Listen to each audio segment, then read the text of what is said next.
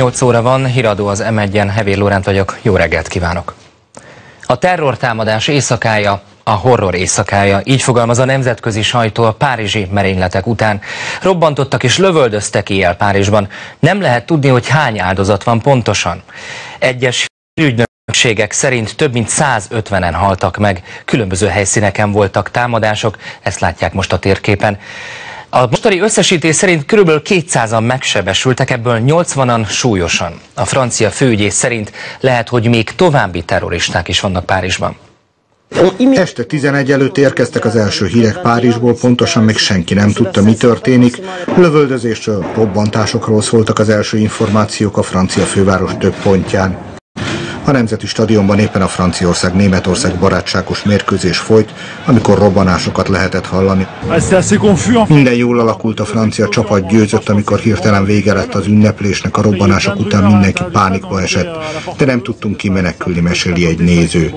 Hollande elnököt úgy kellett kimenekíteni a stadionból, a nézők nagyobb részét viszont összeterelték a játéktéren, és csak később engedték ki őket, amikor a rendőrség már biztosította a környéket.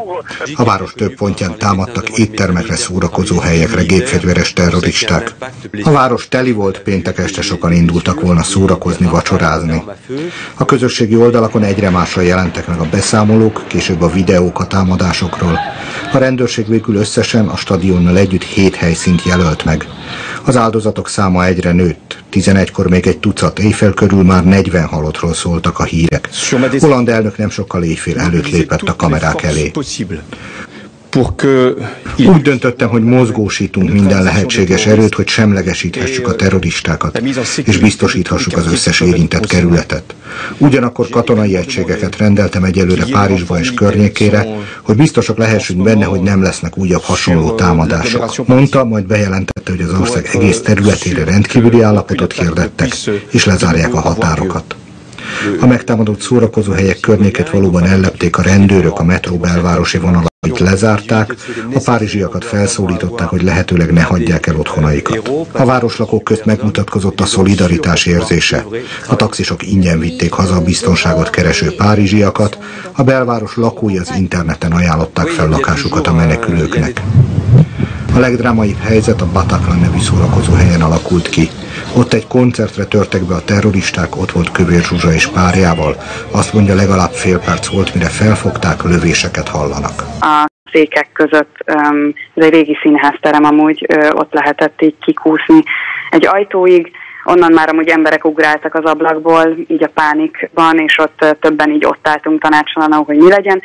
Amikor azt éreztük, hogy meg azt hallottuk, hogy közelebb vannak a lövések, akkor pedig így elindultunk lefele egy lépcsőn, ahova vezet, és hál' Istennek egy vészkijárathoz vezetett, és onnantól megfutottunk, ahogy tudtunk. Másoknak nem volt ekkora szerencséje, akik benragadtak az épületben, azt mesélik. A terroristák hidegvérrel egyenként kezdték lelőni áldozataikat. A rendőrség éjjel egy után indította meg a támadást. 5 terroristát megöltek, egyet élve elfogtak. A halottak száma nagyon nagy, ha hozzávesszük azokat is, akiket a Bataclanban öltek meg, bőven 120 felett lesz a számuk. Nagyon korán van még ahhoz, hogy bármit is mondjuk a vizsgálatról. Meg kell határoznunk, kik voltak a terroristák, honnan jöttek, milyen kapcsolataik voltak, mondta a vizsgálatot vezető ügyész hajnalban. A támadók, akárcsak a korábbi párizsi merényletek elkövetői franciául beszéltek. Elfogott társuk előkészítettsége azt mutatja, jól szervezett profi akcióról volt szó.